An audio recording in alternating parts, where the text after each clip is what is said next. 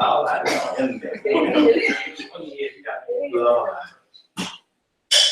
Glory to your name, God. Father, in the name of Jesus, God, we thank you for this opportunity you've given us tonight to come boldly to your throne of grace and make your petition known to us. God, we just come with him of every action, thought, or deed.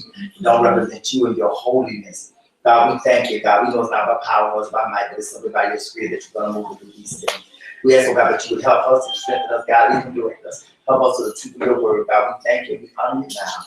In Jesus' name, amen. Tonight, we are concluding our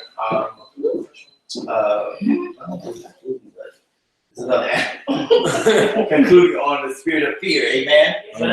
And so tonight I want to talk about being fearless. It was cold the other day. It was? Oh, right.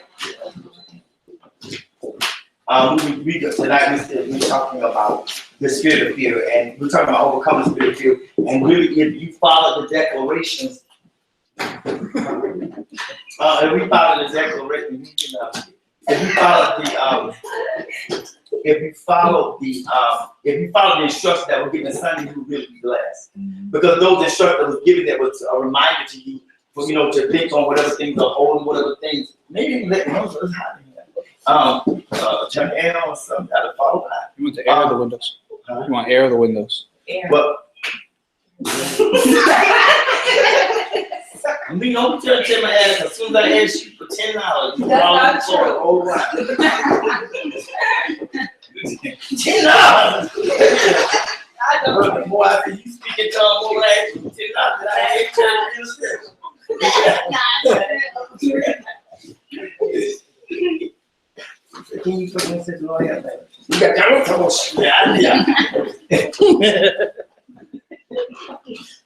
okay. We've been talking about the spirit of fear, but Sunday we will listen to the message. The message really inspiring about really chronological things that God tell you so that you can walk in that place of victory to understand that God really has called us to walk in a place of victory. Mm-hmm. And so in order to walk in victory, you cannot obtain victory if you're fearful. It is hard to walk in a place of victory. God, I can do it. You're going to move. You're going to do it in me, through me, and for me when I'm feeling defeated or when I'm feeling afraid. Because what happens, fear brings the fear of defeat. It makes you begin to doubt your ability to overcome or to be victorious. And so when you become to be nervous or you become fearful, fear brings a spirit of fright. Yeah. And you become frightened by things. And so your thinking is not as clear. You become impulsive. You don't do things in a manner you're not able to give your all because you're fearful to give your all of the results that it may bring. Mm-hmm. And so one of these reasons, if you really follow through the plan, we say for 7 days, go in the mirror and begin to make these declarations. I gave very detailed instructions. And if you went and you did it, I know how you did, but if you would have followed those instructions, it would have brought you into a whole nother place of faith. Because then the things that come to me, whenever God tells you to that you're going to have a victory, something that comes to defeat you. Right. Whenever God tells you that, come on, I'm going to make you victorious, something's going to come to pull at you if you think you can't do it. And when he says, come on here, I hear a ring. Like somebody's phone upstairs. To be faithful or operate in a certain level of faith, then you already know that something comes doubt or fear or unbelief coming to challenge you. To make you doubt or make you fearful of those things anyway. Okay, so let's go tonight. I want to talk about when things are against you. Mm-hmm. That's nice. We become fearful when we feel like there's a lot of things against us. Mm-hmm. We become fearful. The spirit of fear comes when we think there's, and I thank you, Lord, for that message. When we think there's more against us than for us. Mm-hmm. Even though we act brave, but we become intimidated. The other thing, when we begin to number who's against us. Whenever you begin to count things, you're already in trouble. Wow. You have to be very careful. The enemy trying to make you count like how many people you got, how many things you did. Whenever you count and not God, you become it's an issue. When God numbers things, he numbers things with a purpose in mind. We count things for our flesh. That's true. It's on for your own edification. Like, I got $8. You know what I'm saying? It's for you. It ain't because you want to give. You want to know how much you got to last you through. Yeah. You know what I'm saying? Whenever we begin to count, we do different God numbers. And there is a difference between numbering things and counting. Number means that this is number 40, this is number 2. Counting is for your advantage. You count to see at what level is to your advantage. So the difference between when we number something and when we count something is that one thing is to our advantage, and the other thing is, for our own personal gain. So you have to watch yourself, the difference between when you begin to count things and when you begin to number things. Amen. Amen. When you begin to number things, it's because you say this is number 6 in line, this is number 8. It's rather a place of position. But when you count things, you count things because your place of faith. Okay? So that's why God knows how to count, because he knows it don't matter how many against him, he still gonna win. Amen. He numbers them so he can identify when it's time to go. Like you number a parking lot, so you know what parking lot space to get back to. When God begins to number something, it's because he knows when to get back to it. It's a marker for him. Jesus. Let's go to 2 Chronicles.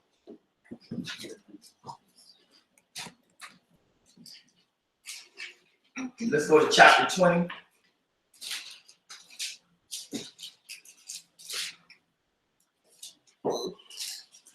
And let's start at verse 15. You got it? 2 Chronicles 20, starting at verse 15. Amen. You got it? It said, he said, hearken ye all of Judah and you inhabitants of Jerusalem, and thou King Jehoshaphat, thus says the Lord unto you, be not afraid, nor be dismayed by reason of this great multitude, for the battle is not yours, but is God's. For tomorrow go ye down against them, behold, they come up by the cliff of Ziph, and they shall find them at the end of the brook, before the wilderness of Jeruel. Ye shall not need to fight in this battle. Set yourselves, stand ye still, and see the salvation of the Lord with you. O Judah and Jerusalem, fear not, nor be dismayed. Tomorrow go out against them, for the Lord will be with you. And Jehoshaphat bowed his head and with his face to the ground, and all Judah and the inhabitants of Jerusalem fell before the Lord, worshiping the Lord. And when the Levites and the children of the Kohites and the children of the Korites stood up to praise the Lord God of Israel with a loud voice on high, and they rose early in the morning, and they went forth unto the wilderness of Sukkot, and they went forth. Jehoshaphat stood and said, hear me, O Judah and inhabitants of Jerusalem, believe in the Lord your God, and ye shall be established. Believe his prophets, and ye shall prosper. And when he had consulted with the people, he appointed singers unto the Lord, they should praise the beauty of holiness. And as they went out before the army, they said, praise ye the Lord, for his mercy endure forever. And when they began to sing and to praise, the Lord set ambushment against the children of Ammon, Moab, and Mount Seir, which would come against Judah, and they were smitten. For the children of Ammon and Moab stood up against the inhabitants of Mount Seir, utterly to slay and destroy them. And when they made the end of the inhabitants of Seir, each one helped to destroy another. And when Judah came toward the watchtower in the wilderness, they looked unto the multitude, and behold, they were dead bodies fallen to the earth, and none escaped. And when Jehoshaphat and his people came to take away the spoil of them, they found among them abundance, both riches and dead bodies, and precious jewels, which they stripped out for themselves, for they could not carry away. And they were 3 days in gathering of the spoil, for it was so much. Amen. Amen. So we find here that even in the midst of God getting ready to bless you, God has to send a word. And see what you have to do when you find yourself about to become fearful, and you find things that come up against you, and you find yourself trying to figure out how I'm going to get over this thing, how I'm going to do it. This thing is coming to intimidate me. This thing comes to make me fearful. This thing comes to make me doubt. When you find yourself in that position, what you have to do is say, I need a word from God. Mm-hmm. And see, we look so deep because God, where's the safest place that God to speak to you? It's through his word, the word of God, the Bible. We want somebody to come and prophesy to us. We want to hear something on the TV. We want somebody to run up and tell us something. But if you go, and for those who in prayer, you can't distinguish your voice from the devil's voice, from God's voice, go to the word, because there ain't number one voice there. That's nice. It brings a place of clarity when you go to the word. And so he said, listen, you don't know what to do. Things are against you. It seems like all these things have decided that they're going to attack you at the same time. Sometimes the attack is in your finances, it's in your romance, and it's in it's in your career. It seems like you get attacked at 3 different levels at the same time. And you're like, Lord, all these things are coming up against me. All these things are fighting me at the same time. I'm trying to get my mind together. I'm trying to have a fruitful relationship. I'm trying to get my finances together because there's some things I want to do. You know, I'm trying to get my career together. There's some things I want to do for myself. And so like as soon as you make that attempt, that you're going to make a decision to establish yourself or to advance yourself or to move forward in something that you were stagnant and you were falling behind in, that's when the attack comes. And you'll find yourself not being fearful if it was one at a time because you're used to being followed with something. But it's the fact that you're being attacked at all three at the same time. The reason why we feel so overwhelmed and fear comes like, Lord, this, and this. You know, it don't just the light bill come, the rent is due, and then the gas bill come, and then your title went crash, and then it's hot, and you need your air conditioner.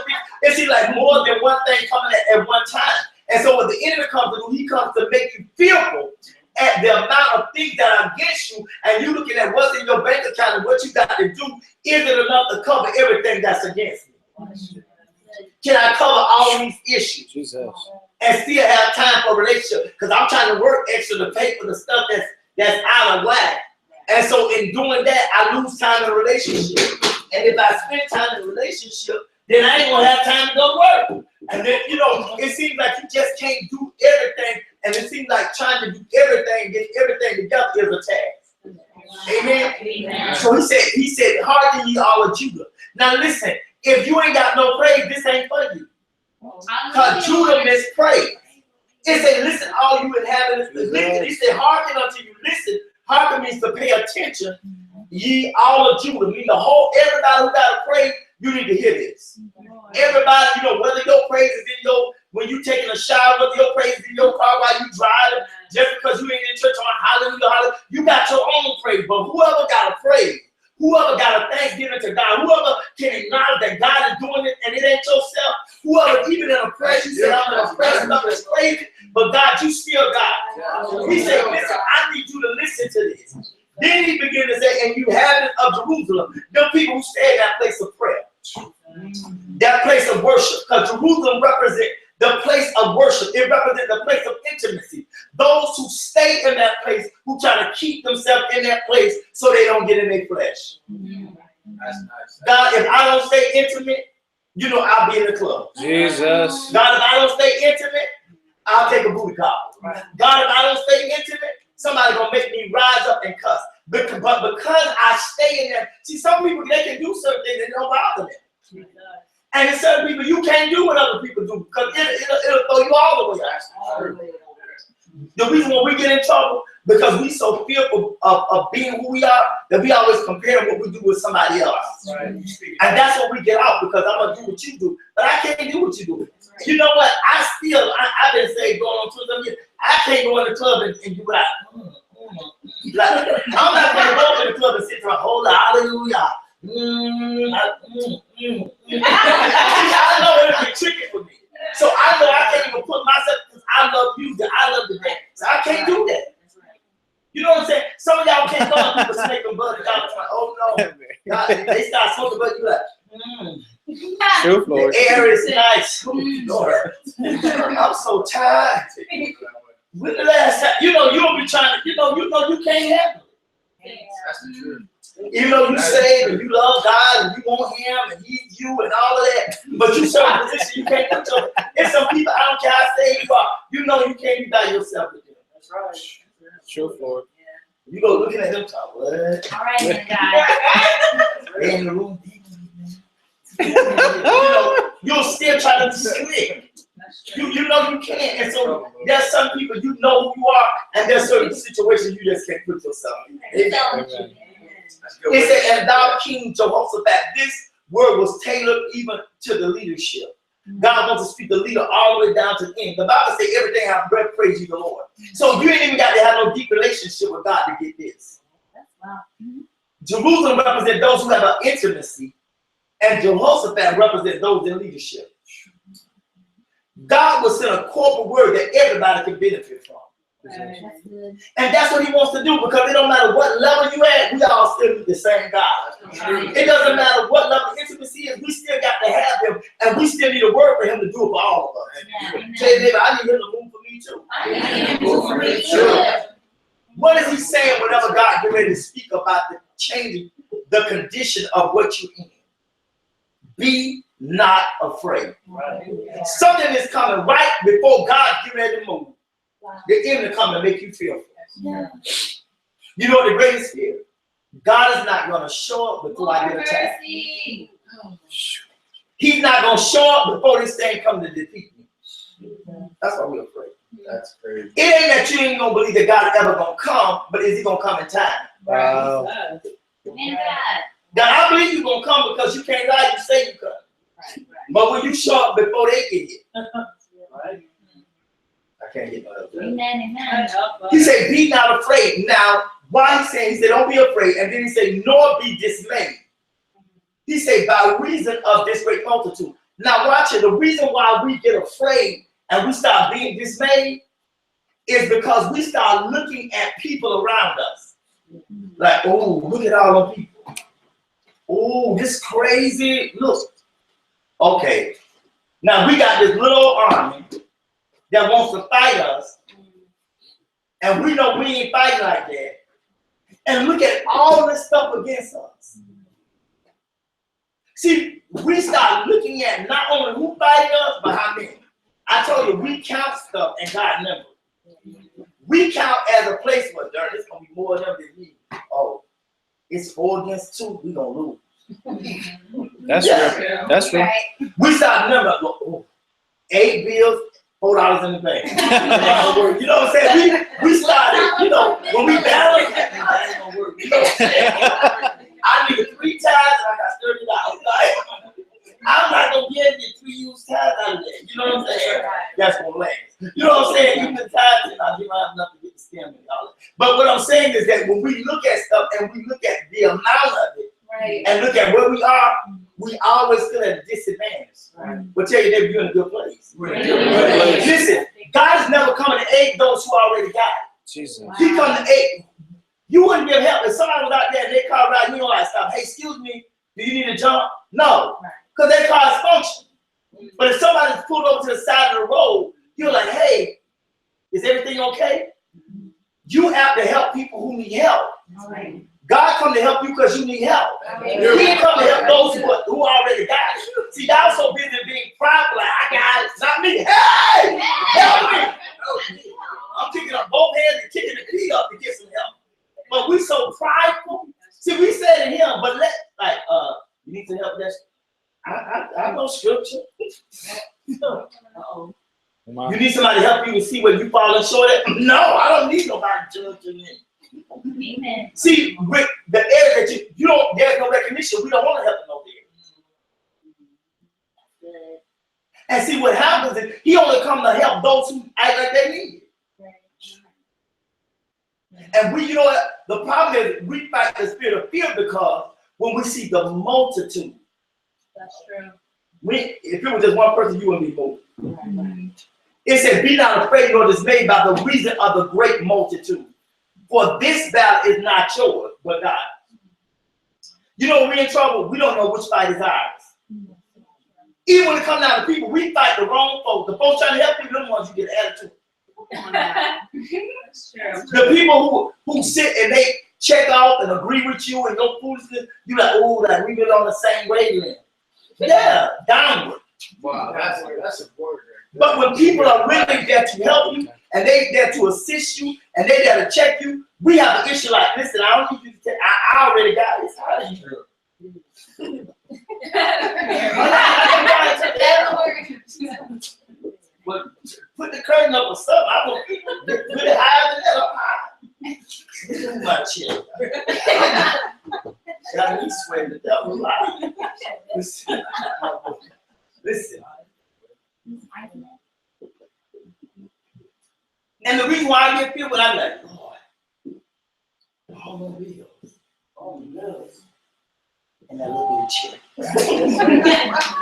When you see the multitude, when you see the multitude of what you have to give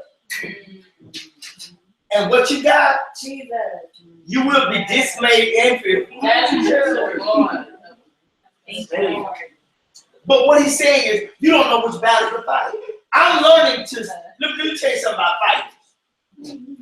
You can be so so used to fighting because people always got something to say about you, fighting because people are always judging you, fighting because people need to mind their business, fighting because you just like to fight, that you don't know how to have peace. You can be so used to fighting. Let me tell you this, instead of the Lord told me. He said, you know how to fight, but you don't know how to rest. That you use all your energy, and when you fight, you feel this. When you ain't fighting, you feel dysfunction. Those are people who self-sabotage themselves. Because when ain't nobody fighting with you, you find somebody to fight with them. You gonna fight, you gonna start something. Because we don't know how to have peace. Because all your life you've been fighting. So you never had peace. So peace seems like strange to you. It's so strange that you have peace and feel like you're dysfunctional with peace. I'm just saying about me. And God told me one time, he said, I said, oh, I'm waiting on the devil. He said, why can't you get a break from the devil? We say we want a break from the enemy, but we still looking for him. We say we're tired of the devil, but we look for him. We look for opposition. We look for people to talk about us. We look for people to oppose us. We look for stuff not to work out. But you say you say one thing, but your expectation is something else. And then they got quiet. But this guy, I tell you, this one ain't yours. There are some things that God designed for you to fight. He wants you to fight poverty. How? By being educated and having wisdom with your finances. He wants you to fight, he wants to fight being impulsive by being disciplined in your mind. He wants to fight you being a whore by telling you your body belongs to him. So, it ain't that he don't want you, but there's some things you got to do. There's things that God gonna do, and then there's some things you got to do yourself. We don't know the difference of what God's supposed to be responsible for and what we're responsible for. I can't God, he's supposed to make my life better, and I don't supposed to have no trouble. He never said you weren't gonna cry no tears because you came to Jesus. You know my greatest disappointment when I got saved, people lied to me. They said, you get Jesus, you'll never cry no more. He'll wipe every tear from your eye. They didn't tell you until you get to heaven. I didn't write it down and keep crying. It's the truth. People tell you, you won't cry, you'll have no more bad days. You may have a bad day, but you'll end it good. The day may be bad, but I'm gonna say, God, I still got breath, I got a chance. So it's still in a good way. But that didn't mean I didn't have a bad day. That didn't mean stuff didn't go bad for me. See, we don't tell the truth. And we feel like we can only convince people to get Jesus if we lie about him. We don't want to be honest about people like, oh, what is it? If I come to Jesus, I'm going to get married. I said, that's no guarantee. There's no guarantee if you get it while you're married, it's going to work. Come on now. Ain't nothing 100% but that. So guess what? As long as we live in this flesh, you still got the most powerful. Don't get this. I'm going to blow y'all mind. This is the most powerful thing for us. The most powerful thing you ever had was a choice. Quit saying, I ain't got no other choice. You're alive. The one thing that God gave you, the greatest thing he gave you is the ability to choose. Hallelujah. Every day I have a choice. I'm going to get mad or I'm going to get over it. That's the word. It's a choice. Now, I may have a right to be mad. But I have to choose to get over it. And then guess what? Then I have a right to be depressed too. Yes. There are things that you have a right to, but you got to choose to do something else. Yes. Yeah. It boils down to choice. And so I have to make a decision. There's some people I don't fool with no more. That's wisdom. Tell me I don't love them, but I make the choice they're no good for me. That's wisdom. They are cancerous. And y'all don't know how to cut folks. I tell you, I thought you heard me, I can cut you off, baby. That's a good trait. Yes, I can. That's a good trait. And the guy deal with because I have to give the goodbye. Sheesh. But you can have just a goodbye, don't have to give the hello, or you won't have nobody in your life but you. It's easy for you to get people out of your life, it's going to be easy for you to welcome people in your life. And the problem is, y'all don't have a problem getting rid of people, but you don't know how to welcome people in. Wow. Because when they come, you don't trust nobody. That's real. Some things are not. What God never is going to do for you, what he's giving you the ability to do for yourself. Wow, that's nice. But he is listen, God charged you to do natural things, and his charge is to do supernatural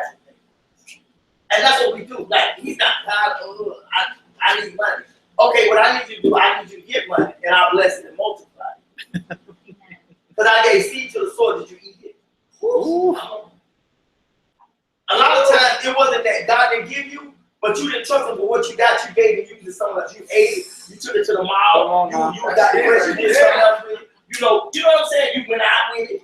You know, sometimes it's in your hair. Oh my. Well, Jesus, right there. You know your feet. No, because what God gave you to be a seed to bless it, you was afraid that it wasn't enough, and you took that seed and did something else with it to make you feel good for the moment. Jesus. I tell the word. I show that. I'm having a bad day, but I tell you what. I bet I like the cheesecake right now. I'm gonna be all right. You know, since I can't go smoke no blunt, I go eat. You know, Come on now. when I was in the word, I had sex while I got high. So now I just go eat. Now I'm trying to pray. I know y'all thought, ooh, he just wait up and pray. No, I was like, let me get some eat first. I have the strength to pray. Me can talk me that.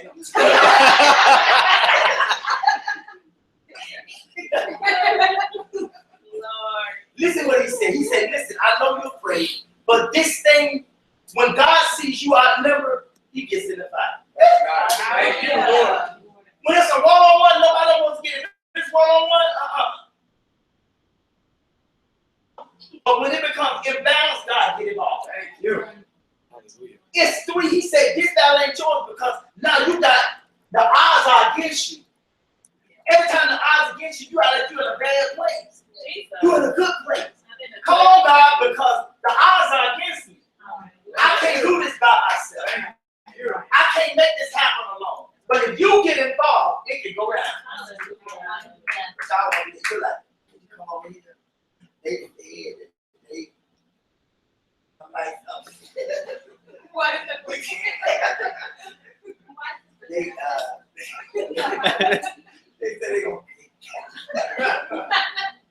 said they gonna cut my lights off. Child, I ain't got no $6 on your baby. Nobody don't pray. You calling everybody. You got no. Sometimes you gotta say, God, this all I got. Now, God, I'm gonna lift it up. You got a lot of prayer with bills, baby. I learned how to pray on bills. And stuff, you got, Lord, you learn to pray with bills, pray with shoes. God, I command your feet don't roll this. I can't buy no new shoes this week. I'll tell you, kids, it'll advance your faith. Okay? Every time you turn, it's like, what is that they got on? Shirt up here. Just roll it up and short.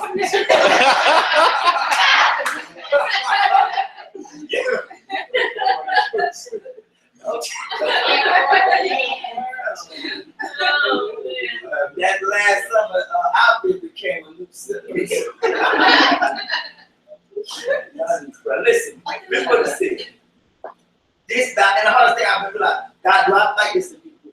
And I mean, you know, I used to listen, God, stop me from thinking about that. God, please stop me from thinking about that. God, I don't want to think about that. And then he would say, well, then stop. Because guess what? He told you, you cast down vain imagination. You know what some ain't worthless. You know what some ain't. You say, I'm not. You stop. I can't keep coming back, but keep stopping. After a while, you resist the devil. He'll bound and flee. The reason why he won't go nowhere because you ain't got no resistance. Ooh. Everything pull on you, you go right in. Wow. I begin to say, God, show me where I'm weak at, not where I think I'm weak at.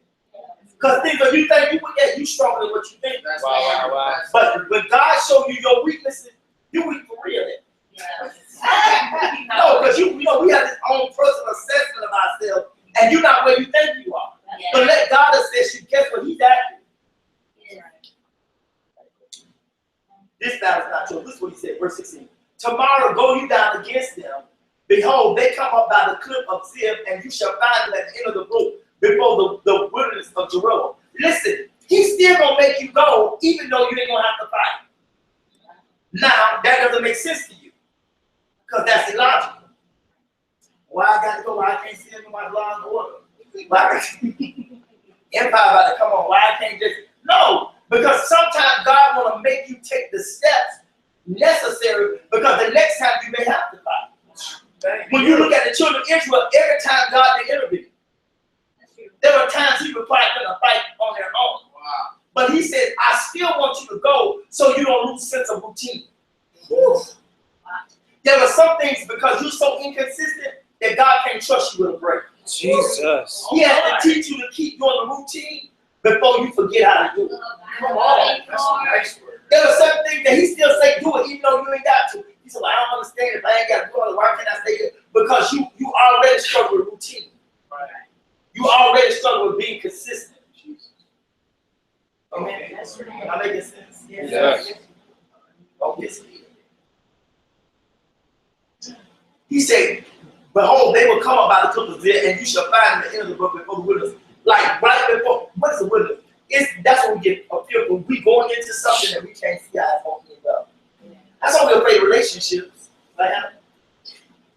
Like we be like, oh, excuse me, I messed up that. People names, I look at them and their name just pull out my mouth. We look at situations and we be like, yo, like, I don't know how this thing, I can't see how it's going to end up. So I'm only going to do it for my heart right now. I ain't going to trust them all the way because you know you can't trust them because you know people fickle. I ain't getting my 100 and getting 20% this time. So what you do because you ain't got no faith. And it takes faith to go by the wilderness and still feel like the battle you're going to come out and you're going to win. Sometimes the battle of a relationship, the battle of your mind to trust God, to believe what God says is already done. You know what? The struggle is not believing what God said. It ain't going to happen. Your struggle is believing God for what He said is going to happen. Yeah. Somebody go out there and tell you like, oh, you going to go out there and hit a car. No, I ain't. I wasn't going to hit no car. Nobody going to hit me when I go out there. And that, but God said He got to bless you. I don't know. Did God tell you that? Excuse me. Did God see you about it? What? There's certain things that you don't care what anybody said, it wouldn't shake you. But things you really need to be flat-footed and solid about, you shake it. That's the truth. That's the truth. Things that we should have a whole other attitude like, oh yeah, that's going to happen because God said it. That's the He's not a man that He should lie. It's not a son that He should repent. If He tells me that my life is about to get better, then that's just what's going to happen. So I'm going to prepare for it to get better. And even when things come to attack my better, I know it's a sign, it's an indication. The opposition is a sign of my progression. Yes, that's nice. But we don't look at it like we feel like, oh, that means everybody against you, I ain't gonna win. Because there's a great multitude. There are people who don't want to see you win. Look at your neighbor and say, but I'm not one of them. There has to be people around you who believe that you can win. Yes. And you got to keep winners around you who believe that you're great, that you're awesome, that great people can come in. Because you got people who always like, I don't know. Then you begin to doubt yourself. Self-doubt becomes your environment.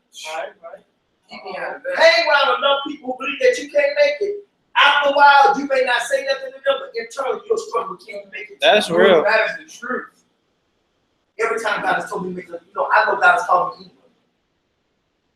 But if I talk to people, they like, England? What?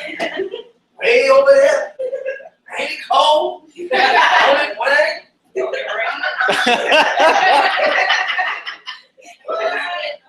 People will begin to talk so against London until it will. I said, look, wait a minute.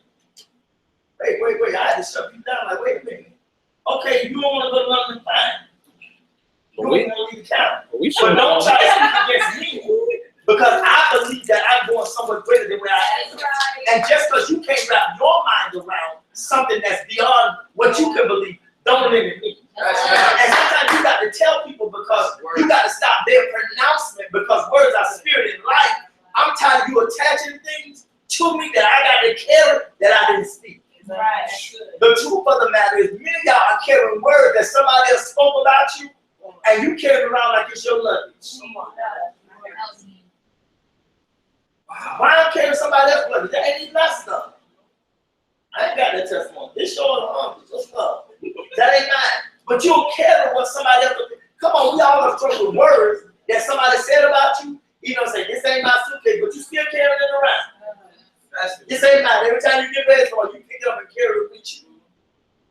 Think about the last relationship you in. You ain't gonna stop me from loving. You ain't gonna make me feel like I can't be loved. But that's exactly what they do.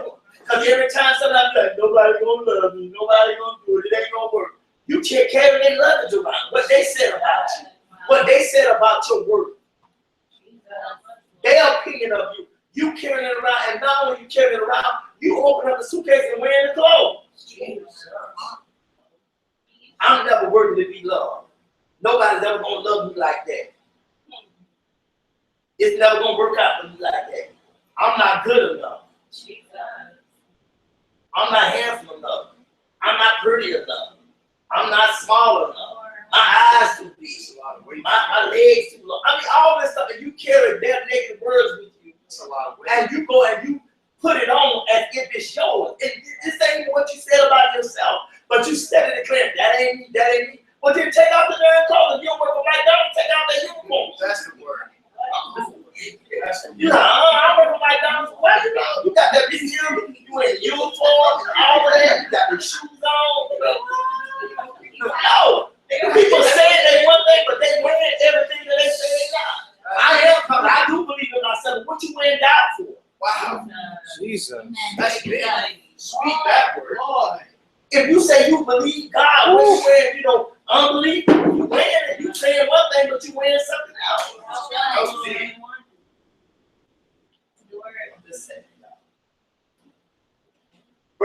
Verse 7. So he said, don't be fearful of the unknown, going through stuff and not being able to see results. Tell you maybe it's going to take a little faith. It's And quit acting like people got to have a house full of faith. The Bible says you got faith the size of a mustard seed. Yes. You know y'all gave y'all a mustard seed. Yes, sir. I remember that. That little mustard seed when I was in Israel, I was like, are you kidding me? You mean I ain't got this much faith? Oh, Lord. All these mountains that I asked, none of them can be moved because I ain't got this. And you take your faith so that I got great faith. I believe God. No, you won't. Jesus. Because you ain't moving a mountain. You just taking a leap. Whew. All that stuff can be done at once, but you just take one at a time, one pebble at a time. I'm going to go get another pebble. I'm going to put that over there.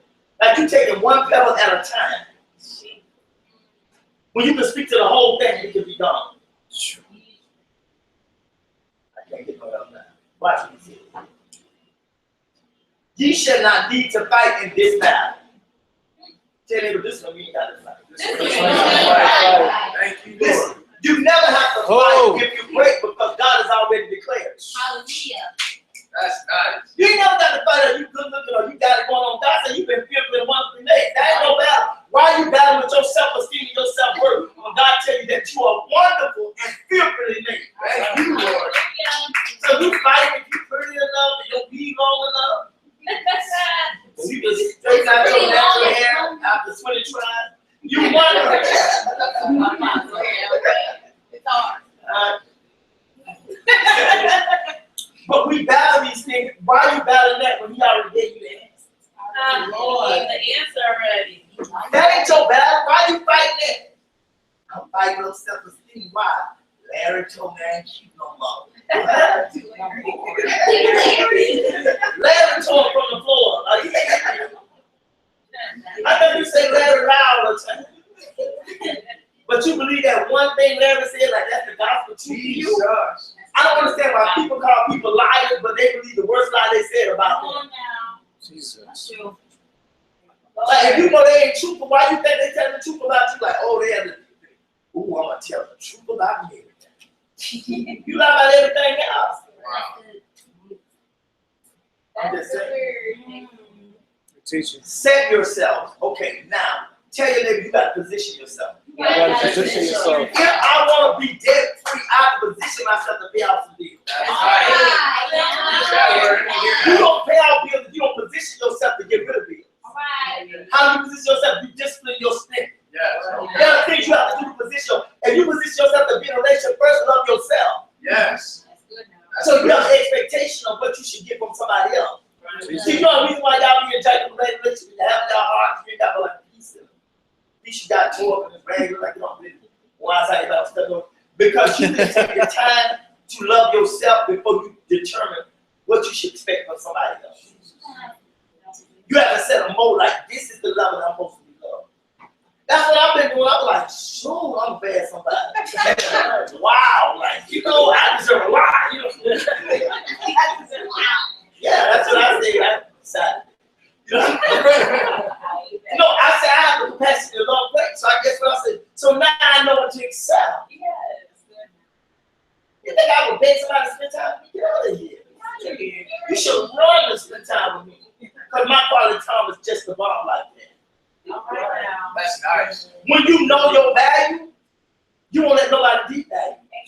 But if you haven't taken the time to assess it, we know we work from one relationship to another, from one place we're going to another. Because even when you ain't with them, you with them. I know none of y'all. I'm just talking to other people down the street about stuff. Like, even though you say one thing, when you're not in a relationship, you still in it. Because your heart's still in it. Even though everybody say y'all broke up. Word. That's real. But you still in it. Like your emotions are still tied to this. Right. Yeah, like, and we say, I ain't with nobody, I ain't with nobody in 5 years. Physically, but emotionally, that you never broke up. They have an effect on you, and that's why I'm telling you, sometimes you got to get yourself back. Wow. You don't gave it out. And this is what let me tell you, people who are very generous with their time and want to help everybody. Let me tell you, this is the type of thing you give so much of yourself out that you don't even know where you're at. Because you don't gave and gave and gave. Now you empty, then you become mad, and nobody giving to you. But nobody told you to give all that out. Jesus. Come on. That's a good word. Then we upset because we demand people to give us what we gave them without an agreement. Nobody agreed to give you all that. You pay that on your own. But I did it because I thought if I showed you. Nobody asked you to be a teacher. Jesus. No, you in a relationship, nobody asked you to teach, somebody asking you to come to an agreement. And when you're in a relationship, it's supposed to be, let's come to an agreement that this is what we're going to do. This is my expectation and this is yours. Let me tell you, in a relationship don't got rules, it's doomed to fail. Wow, that's true. Because anything that operates, it has to operate in a level of order and balance. This is what you can do and this is what you cannot. And if there is no consequence, if I can do anything, there's no consequence of it, I'm going to do everything. That's true, sir. And you're not going to be able to blame me for anything, whether you got to say, listen, okay, these are values, these are my values. Like me, I'm like, okay, I can take those things, but two things, don't lie to me and don't cheat. If you lie and cheat, it's over. And I don't go back this. If I leave you, it's good. I don't go back. You like, you got to give people a second chance. No, I don't. That's your stand. But Jesus do it. I'm not him. I'm not Clay. No, I don't have to do that because Jesus do that. No. As Satan, did he get another chance? Right. His chance was up. Amen. You don't get to come out. Jesus, I love and fight against you, but can I come back home? No, Satan. You cannot. Satan don't get to come back. There's some relationship that are cut and that's the end of it. I'm like, you guys are troll. But I try to make it where people can get it, because guess what? It's some things that are that's unhealthy for me. Every time you get mad, you ain't gonna tell me now and make me feel like I ain't nothing, and then I'm gonna run back to you when you have no. Because guess what? Then after a while, it ain't nothing to tear down. Because they done treaded you down by walking over you over and over again.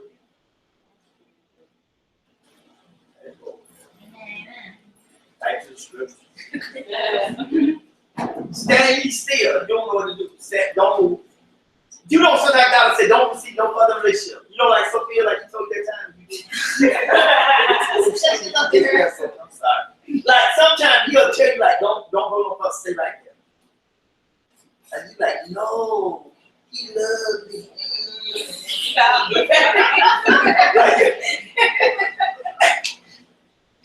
And God's like, no, stay right there. Just wait a minute. I want to show you something. Right. No. He told me just come back here. I'm glad you back. I ain't God. I'm coming back. I ain't with you. Lord. But he needs you, God. You done right. Oh, yeah. Nobody child never left God over no people. Amen. That's the Yeah, truth. God, son, Just be lying. Yeah. yeah. Me included. I did that. Okay, God, I'm gonna get with you. He told me good. I want to help somebody who needs help. I'm just trying to do what you want me to do. Somebody feel better about it. Because you can think you so the bomb that you can make people feel better than God. Wow. Jesus. Because you ain't never gonna look out in your mind. Oh, I've been there. Yes. Me too. I don't deceive you. Because you're not Gucci the bomb. Yes. Yeah. You do that no matter what you're going through. Yeah. Yeah. Why everybody act like they having like they going through Oh my God. yeah. Like I give you some, it's gonna change your life. Like,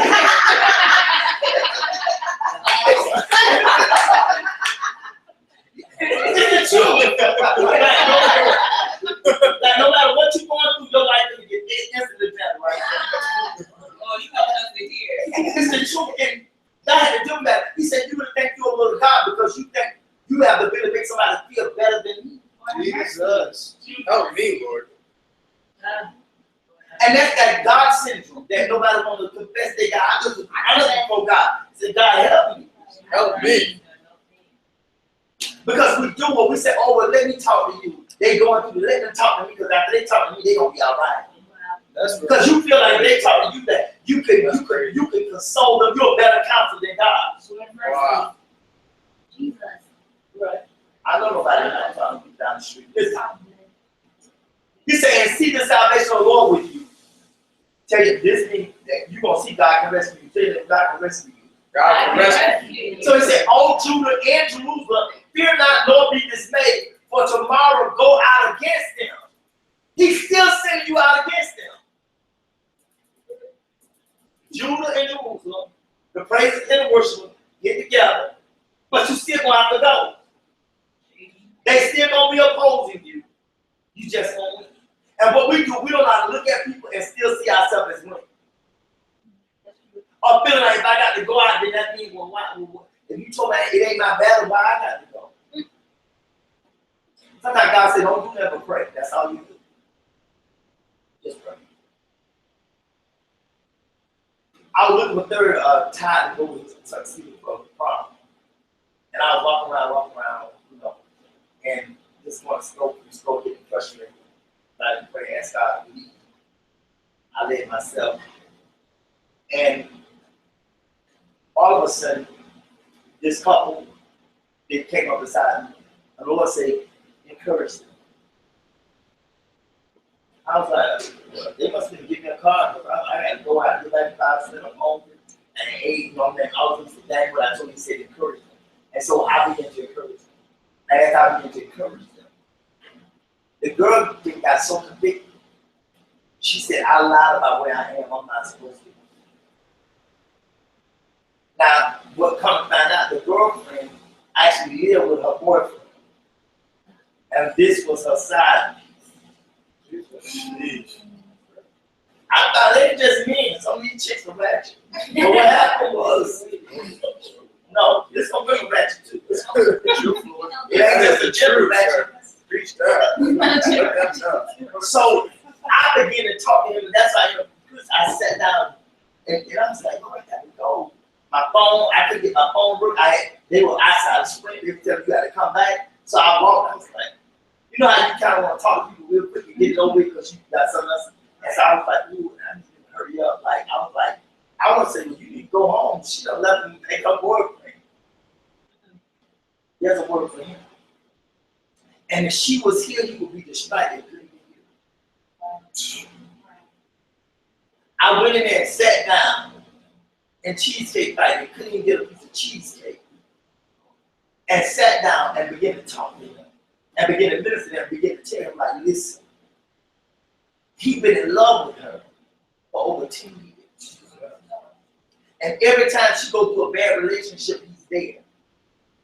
But she never chooses him. He nurtures her back to health, and when she get back to health, she chooses somebody else. Come on.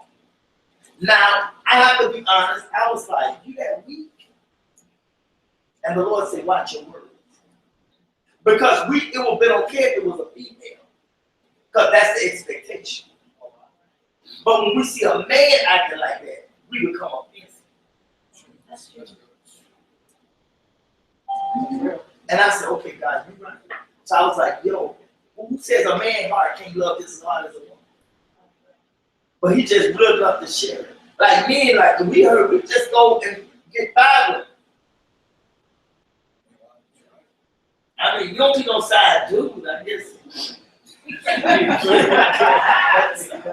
guess you do. It's like impossible, I guess. You know, it was. And that thing really like, it triggered something in me. I'm like, wow, what happened when you really love somebody? You love them so much that you don't want to be with nobody. I said, well, what you doing when she be gone? And he was like, I'm home, I'm leaving, I'm doing other stuff. I said, are you kidding me? He was like, you love, you love. Wow. And I felt embarrassed. I said, Lord, I'm so shallow. I felt ashamed. I did. I said, Lord, I'm shallow.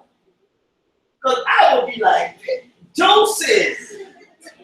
Like, what? I'm loving you, and I got to watch you get in your car and go back home and I wouldn't be good with that. No, sir. But I mean, you single, like you can have somebody else, and you want. I was like, shit, oh yeah. He said, but I love her. Oh. And I don't love her for what everybody else feels about her. He said, I love her for how she makes me feel about myself. Wow, that's nice. Because I'm going to be honest, I said, look, the sex must be the bomb. He said, no, not really. Whoa.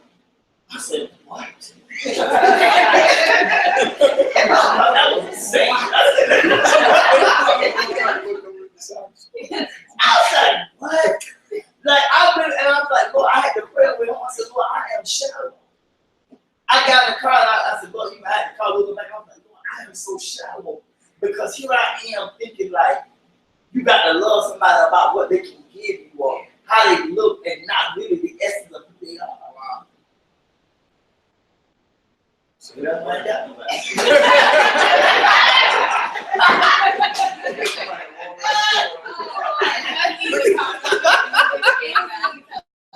Some of y'all look too bad. We all in the same boat. I'm just saying.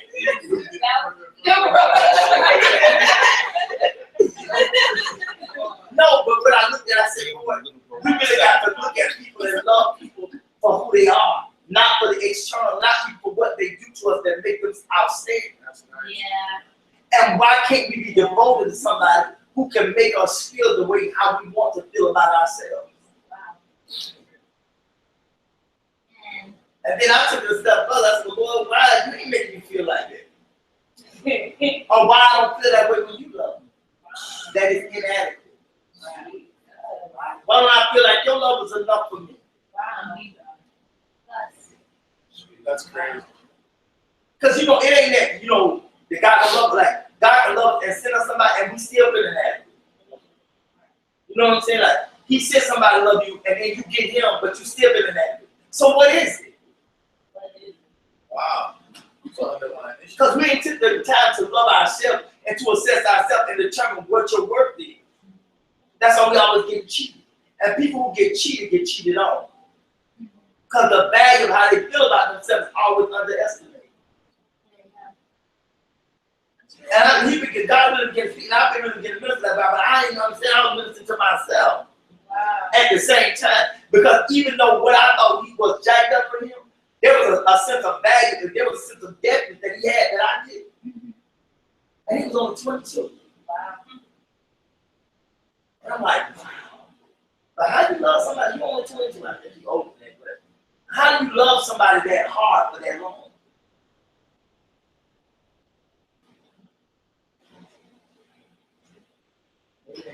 Listen. He said, O Judah and O Judah Jews, fear not, no be name, but tomorrow's white against them for the Lord will be with you. Tell them God got you. God got you. Now, once you know God got you, what do? And Jehoshaphat bowed his head with his face to the ground, and all of Judah had Judah fell before the Lord, worshiping the Lord. Even when God tell you you got it, you may say, thank you, but when the last time you went and worship? Wow.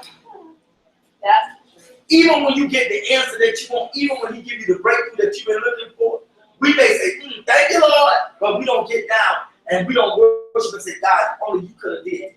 By your hand alone, you're great and majestic. And God, you doing it even when I didn't expect it. You was just so God that you came in and you did what I wouldn't even do. But we don't even do that. Jesus. But even him, even Jehoshaphat, who's the leader, he led the way through worship. That was his way of showing his gratitude.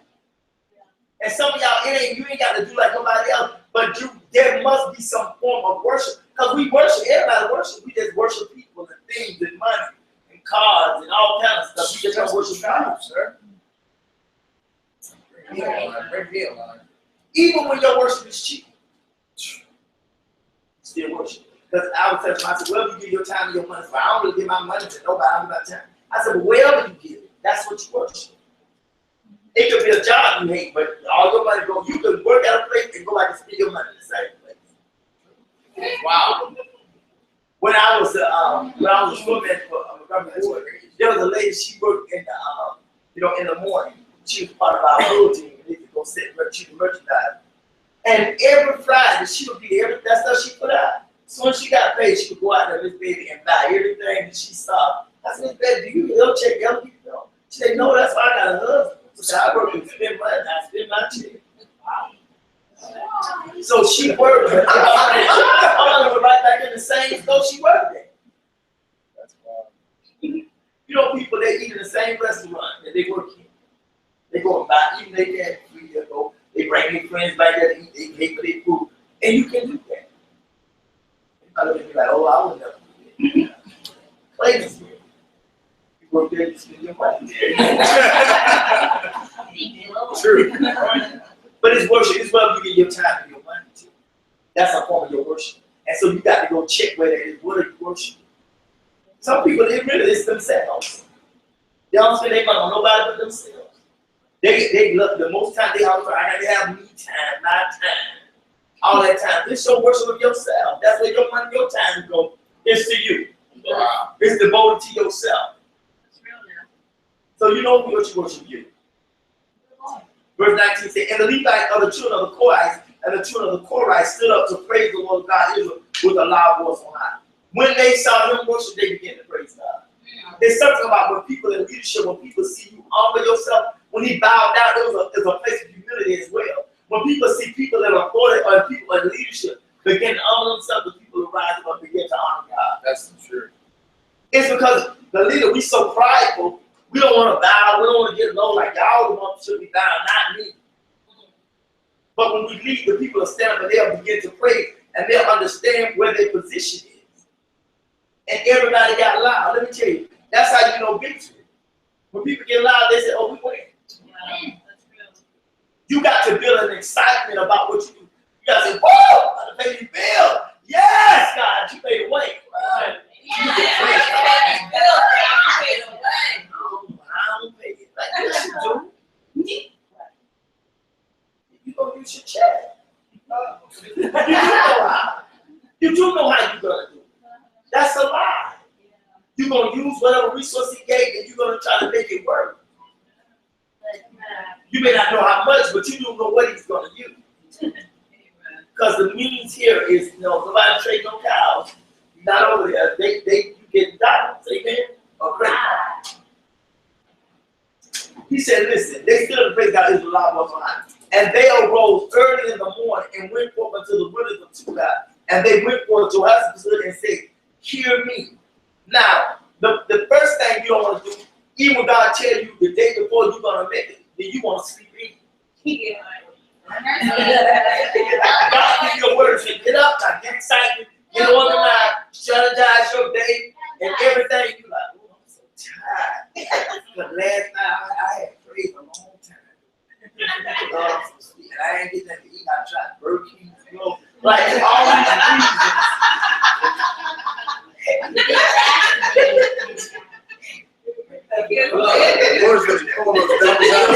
You can tell.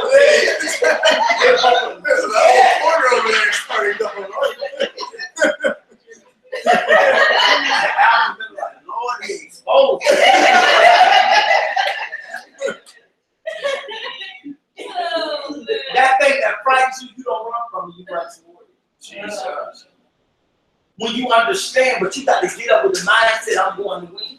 Amen. Tell your neighbor tomorrow, get up with the mindset, you're going to win. You got to wait in the morning and say, today, no, it's Thursday, but I'm going to win. Amen? Yes. Sometimes when you know it's something massive you fight, it takes you the night before to prepare.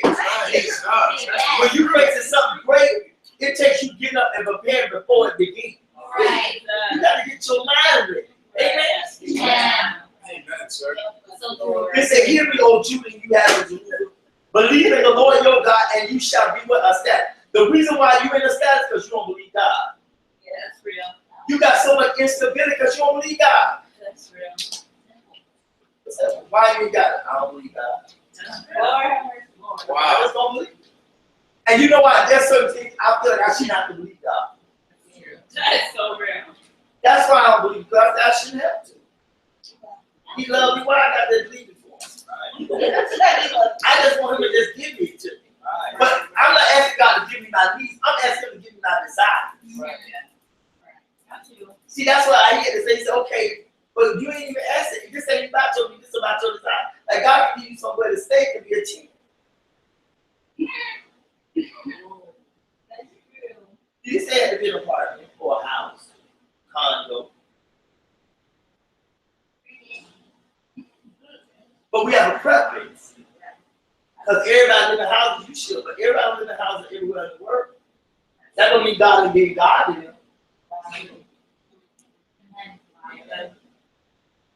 Let me tell you something, I used to believe that God had never want me in heat. Till I was over in Bangladesh. And I said, God, are you here? It was 102 degrees. I said, Lord, you left here. I know you ain't nowhere around because you wouldn't have me sweating like this. I know this not your will. That wasn't a need, it was a desire. He didn't promise me AC. He did. He said, when you come to me, you're going to never be hot. You're going to have AC. I'm going to make sure. No. He just talked about coming up that fire.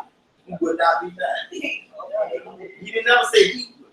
He said fire would. You got to know the difference. And I learned I could survive without having wishes. I used to think that I can't breathe. It makes me asthmatic.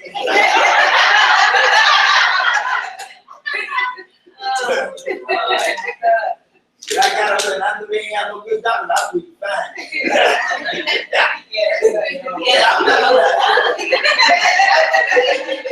I'm okay.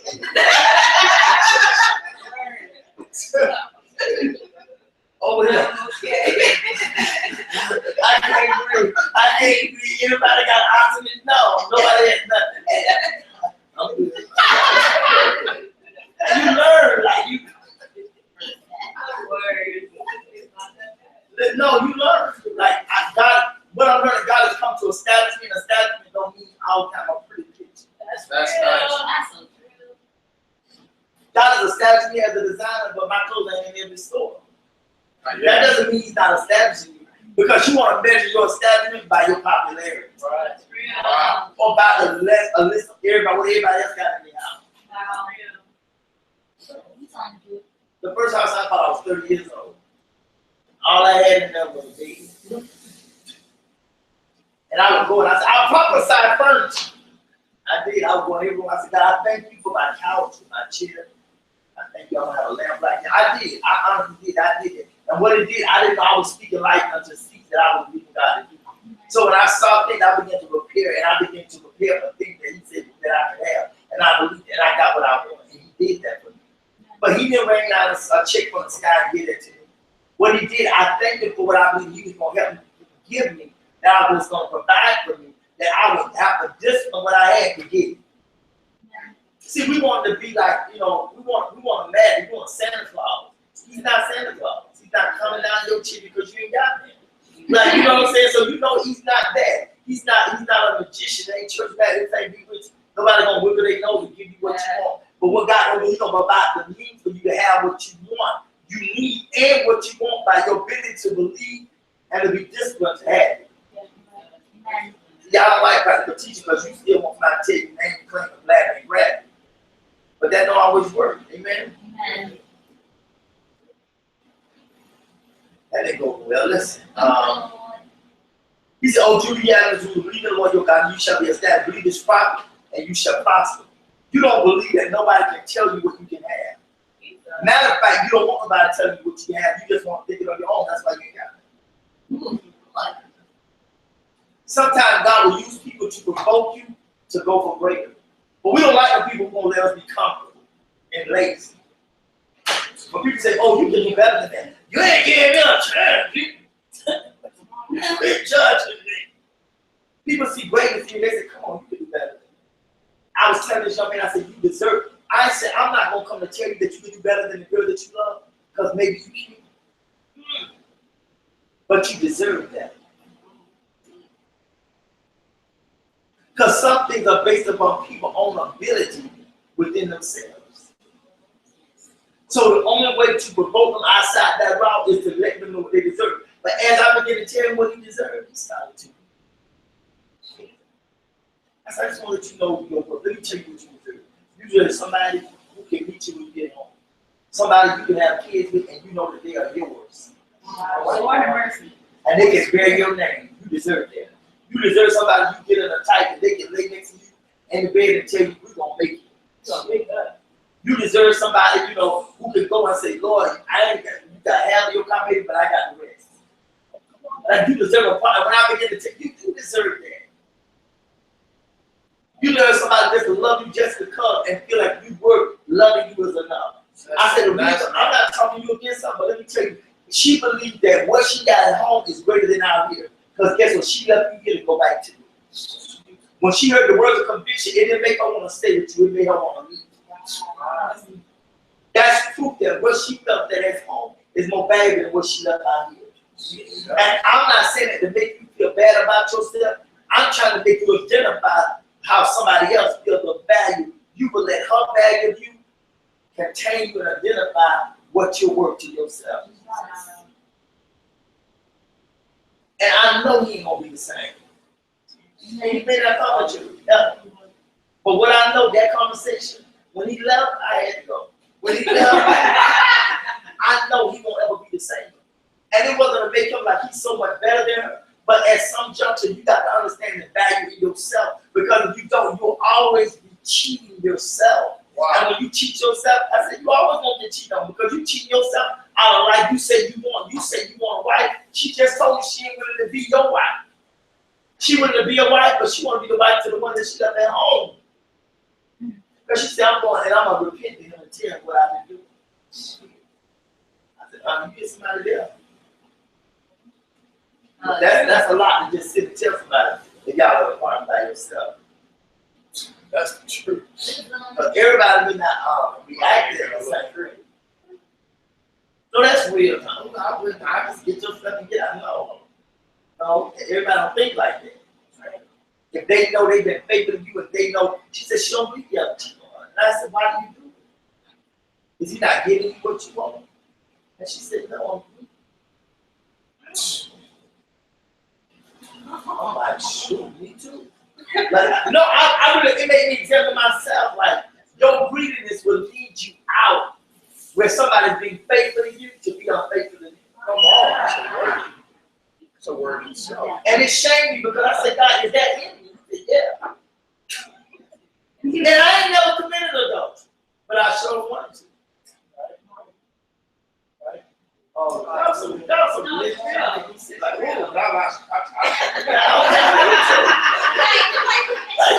you can't believe that. We do like the ability to feel like, oh, I want more than what I'm getting. Right? And I felt sad. I was like, oh, I'm really checked up. Because I'm like, I should not feel like, I should feel like what I have would be enough for me. And I think that's why we feel for the relationship, because we feel for that. What we have won't be enough for us. And if I tie myself down and it ain't enough, I'm going to cheat anyway. Or want to. Right? right. You know why? And you know what God said? Because you're not honest about what you did. That's You great. don't tell me that what you want. I ain't ready for that. I just want to be friends. So I don't want to be your friend. I'm not looking for no friend. I ain't telling a lot of people. Like, what you want to say? You know what I want. The kid. That's it. I don't want no relationship. I don't want to take you out to eat. I don't want to spend no money on you. No, I want to do that on myself. I want you to give me what I can't give myself. That's it. And goodbye. I was honest. Some people respect your honesty, and some people cuss you out. That's the truth. That's honesty. Y'all want to lie in that, but the truth is, but some y'all looking around and judge, but you ain't willing to tell people what you want because you don't think they'll give it to you. I need it. And even with your relationship, and you know you want more from them, and you know they're not giving you what you want, but you a lie. They say, "You okay? You all right?" You like, "Yeah," but you a lie because internally you're battling that I'm not getting what I need. And so the ability to sneak and to cheat or to do something or revenge or to think is always there because you can't. You got to be like, "Look, baby, you eating up everything, and I don't know if I'm able to feed you." No, that's real. That's real. Stop eating. No, that's real.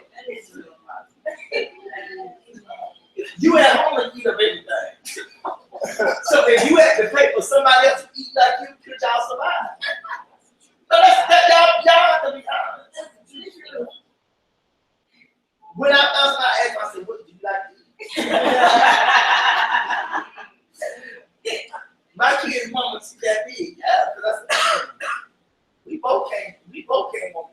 Somebody gonna be home. And I don't want to make that sacrifice. That's true. Y'all, nobody want to be honest, and y'all know that, you know, you got to be honest to have a real conversation. And you have to say, like, you be irritated, you keep scratching and digging in your ear. You keep blowing your nose, that irritates me. Like, no, like, I don't like when you get the breathing thing. Yeah. No, you have to be honest and say, "That don't bother me." No, that's what you say.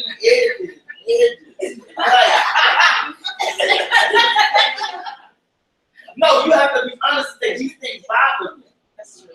You have to say, "Your weight going up and down bothers me. It makes me nervous." A baby, and I don't know where you're going to go. No. Tell them, say, if you have a baby, would you get bigger? Do you think you would lose weight? Next one, I'm going to get bigger. Say, okay, well, we're going to put back the light on.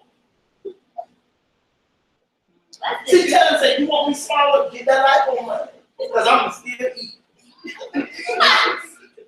No, I'm being honest. Like, you know they ain't going to exercise.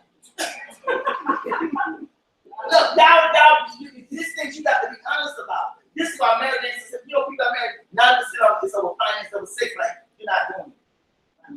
You're not bringing it. And they're like, I don't want to say anything, I just let them sign up. But you struggling with cheating, like, you got to bring it. And be honest, and just be real. But we don't know how to have those type of real conversations with you. Like, I'm nervous, you always spend your money. Or I'm nervous because you always broke. Or I'm nervous because you always stingy. Ooh, that's $2.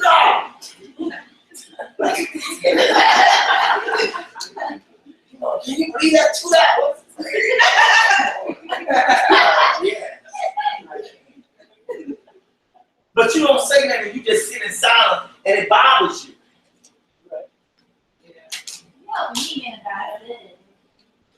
It bothers you that they don't cook. And you know you like eating. And you know you stingy.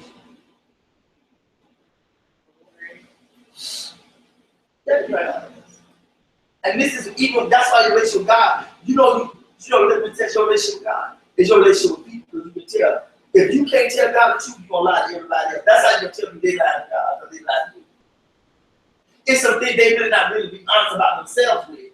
That's why they lie. People lie because they're not honest with themselves first. Because the first place you got to be honest is with yourself. Sometimes you got to say, listen, it irritates me when you complain all the time. but you don't say it. You go tell your friend, girl, you like, get on my nerves. But the person who gets on your nerves, you're not telling them why so they can improve. Because you feel to be honest because of rejection. Believe this prophet tonight. You got to tell the truth. You got to be honest with me. I don't like being honest with myself. I say, self, you church. I had to tell myself that, and it hurt me to say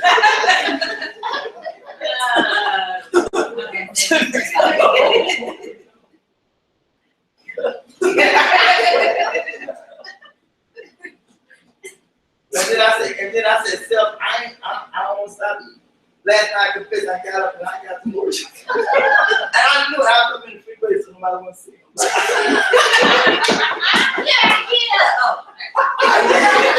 I went and got the Oreos and I thought those were cries. I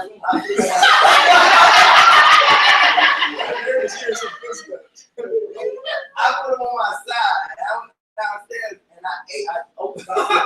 I had the news come downstairs. I ate really quick. And then I put the box in the refrigerator.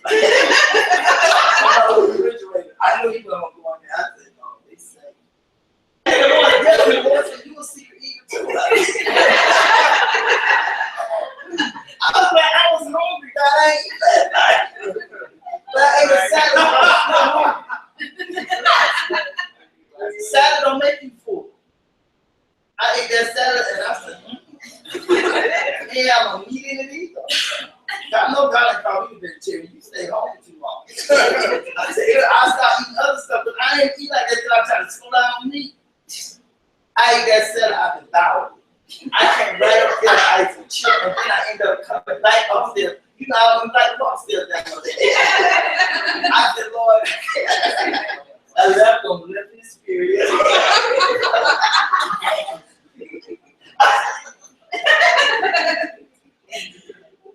I rebuke you. But I had to face that, and God said, you want to change it, you got to change. So I walked around today. I said, I'm going to walk. You know, I got to do something to balance out, because I'm going to eat. So listen, God wants you balanced.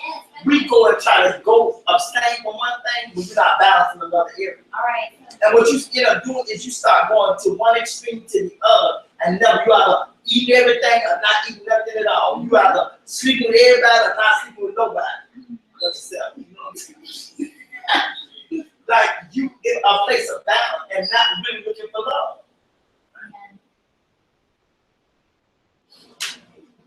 We still talking about here, amen. Tell you don't be fearful to tell the truth. Don't be fearful to tell the truth. And whenever some of the people here want to sing and to the Lord, that they should praise the beautiful, that they went out before the army to say, praise the Lord for his mercy and do it for what?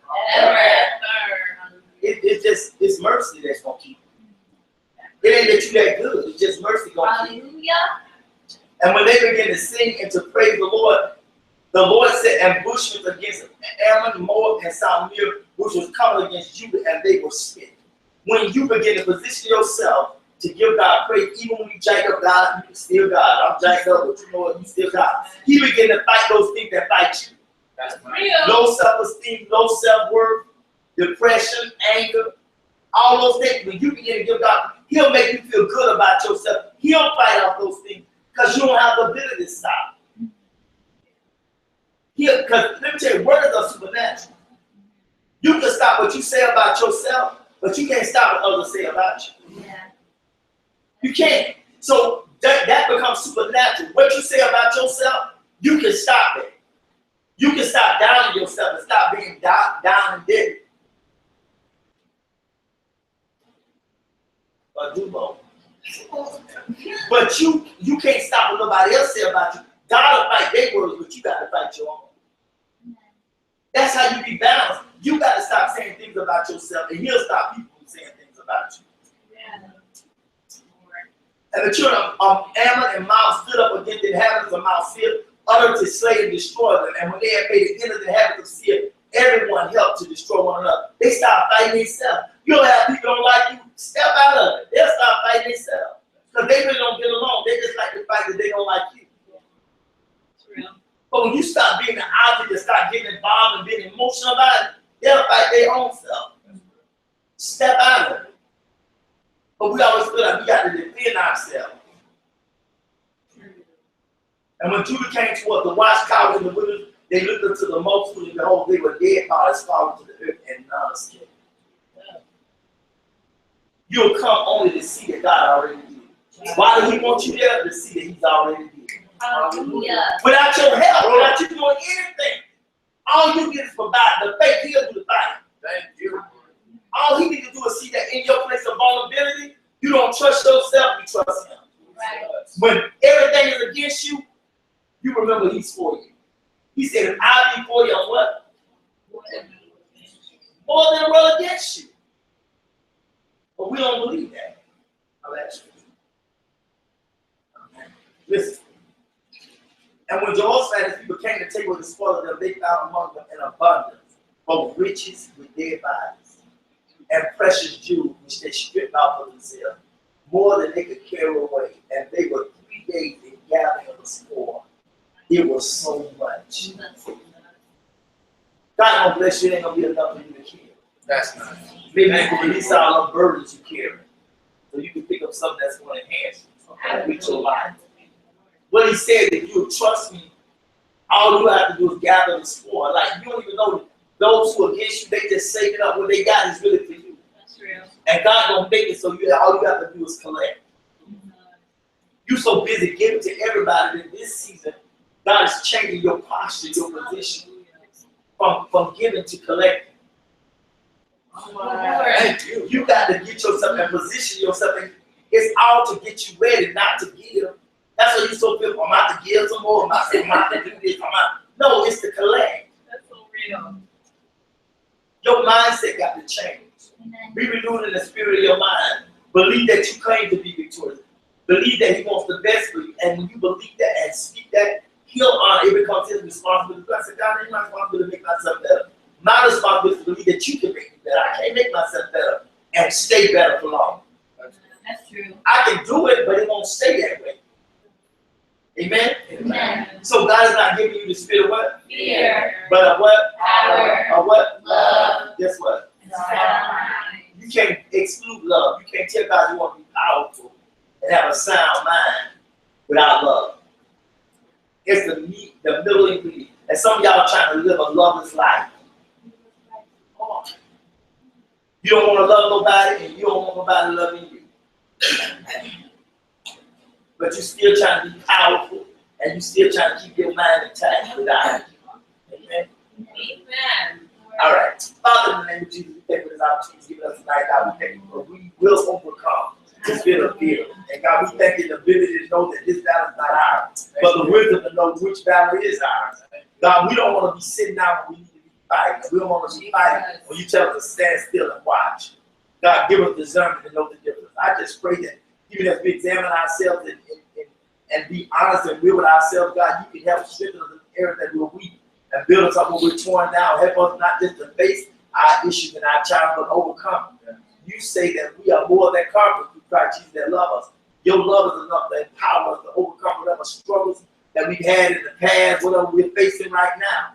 And whatever lies ahead, we know that it's through you that we will obtain the victory. Now, God, you said it's not by power, nor is it by might, but it's by your spirit that you're going to do these things. I decree in this house and in this room among this people, whether it be by a conference call or by those who watch it through the internet, oh God, Lord, I pray that those who are in person, that we declare the victory in Jesus' name. Hallelujah. That we are victorious, we are great. And God, that you are using us and we are visionaries.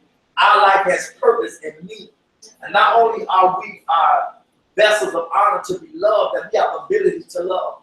That we are wonderfully and fearfully made, and our value is great. And we want to allow people to be valued when you call us great. Thank you, Lord. We thank you. We repent for not being grateful, for not just what you've done, but just being who we are. We repent for wishing we were other people, wishing we had their life, wishing we had as easy as they got it. We don't want that. We want the life you planned for us.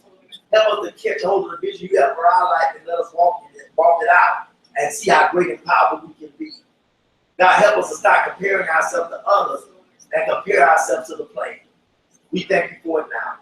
In Jesus' name we pray. See what God said, amen. Amen.